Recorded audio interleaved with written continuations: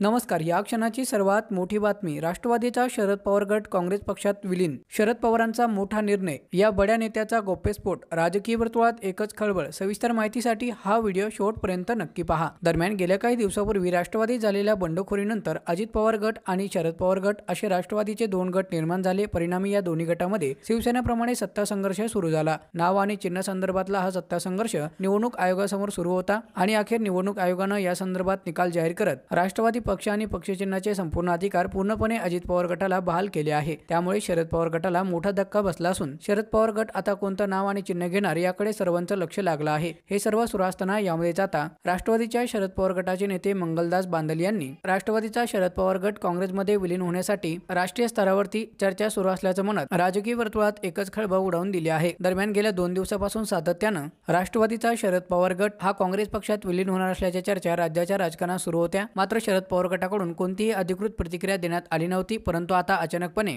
राष्ट्रवादीच्या शरद पवार गटाचे नेते मंगलदास बांदल यांनी या संदर्भात मोठा गौप्यस्फोट करत राष्ट्रवादी पक्ष काँग्रेसमध्ये विलीन होण्याकरता शरद पवार आणि काँग्रेस पक्षाच्या वरिष्ठ नेत्यांची या बैठकीमध्ये चर्चा सुरू आहे असं म्हणत याबद्दल माहिती दिली आहे. त्यामुळे आता राष्ट्रवादीचा शरद पवार गट खरंच काँग्रेस पक्षामध्ये विलीन होतो की काय हे पाहणं महत्त्वाचं ठरणार आहे. तर मित्रांनो, याबद्दल तुमचं काय मत आहे ते खाली कमेंटमध्ये नक्की सांगा. चॅनलवरती नवीन असाल तर चॅनलला सबस्क्राईब करून बेल आयकॉन नक्की दाबा.